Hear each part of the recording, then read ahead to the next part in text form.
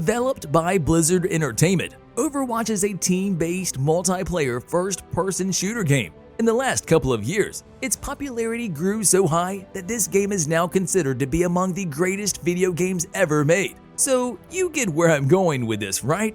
The game got a second part, and the fans started spreading rumors about a possible live-action movie.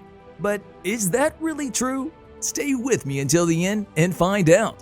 After canceling the massively multiplayer online role-playing game Titan, Blizzard made a decision to publish the Overwatch video game, a project that has been in development for about 7 years. A small team of about 40 people, with director Jeff Kaplan in charge, got a task to find a concept for a game in a few months. While most others assigned to the project were transferred to other departments, they came on to the idea after some brainstorming, an idea of a hero team-based shooter, and built over the huge success of the games like multiplayer online battle arenas and Team Fortress 2.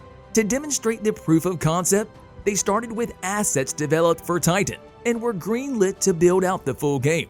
But enough about the game, let's talk about the movie idea. Following the surprising success of the Sonic the Hedgehog movies, video game movies are in a bit of a renaissance. This was the reason why Blizzard's successful hero shooter Overwatch got included in the ocean of stories. So the fans of the major franchise are eager to see that live movie adaptation.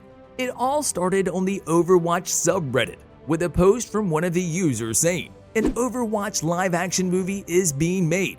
Who will be cast?" Some fans took the prompt very seriously, while others immediately chose to provide meme responses. This particular project firmly belongs to the realm of science fiction, unlike Universal's adaptation of Warcraft. Apparently, the industry giant Activision Blizzard already made a decision to hit that like button just like you should if you haven't done so already. No, really. Blizzard already made a decision to bring another of its main properties to the big screen.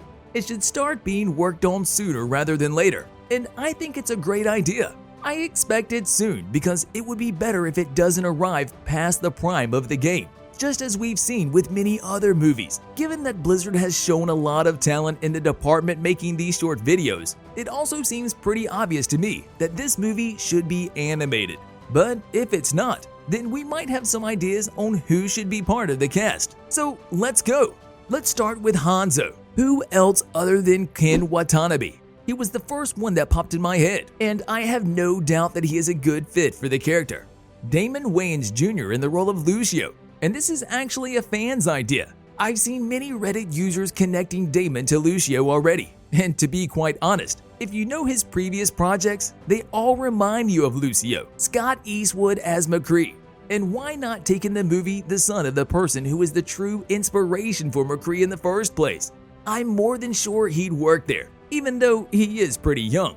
Moving on with Scarlett Johansson in the role of Mercy. This character literally looks like it was based on Scarlett, at least the look.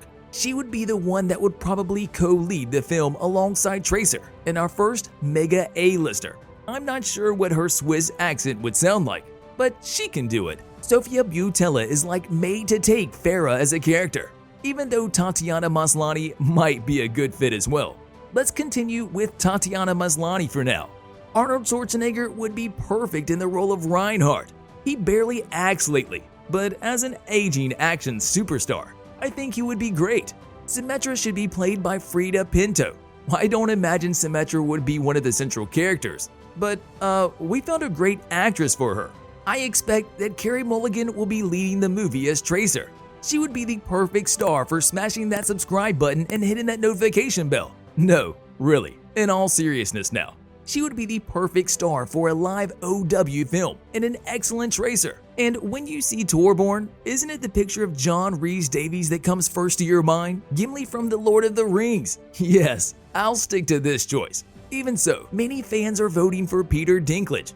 I don't blame them at all. It all makes sense. Now, let's talk about the plot. What's on your mind, May? Do we have enough people for this mission? It is fair to ask, how did the fans get the idea for the live-action movie? Well, the game has a really interesting backstory described in an amazing way through animated shorts distributed by Blizzard. The time is set 30 years after the resolution of what is known as the Omnic Crisis, and 60 years into the future of a fictional Earth. Humanity has been in a golden age before the Omnic crisis, with prosperity and technology development. In order to be treated as people in their own right and to achieve economic equality, humans developed artificial intelligent robots called Omnics. But when the automated Omnian facilities that produced them started making hostile, lethal robots that attacked humankind, that is when the Omnic crisis began.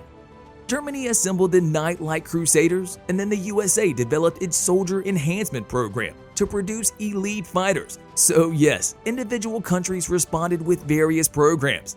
Anyhow, all these efforts failed to ward off the Omnics, so the Overwatch was quickly formed by the United Nations, an international formation made by combining these individual programs, and with one goal only: to combat this threat and restore order. In charge of Overwatch are standing Gabriel Reyes and Jack Morris in Overwatch, two veteran soldiers from the Soldier Enhancement Program. Though Overwatch brought many talented individuals to the forefront and successfully quelled the robotic uprising, a rift developed between Morrison and Reyes due to Reyes being the official leader of the group. The last of the crew, however, are seeing the more popular Morrison as their true leader. Okay, so Morrison got the title of being a leader of Overwatch, while Reyes, on the other hand, was given charge of Blackwatch, which is some sort of Overwatch's covert operations division, made strictly to fight terrorist organizations like Talon.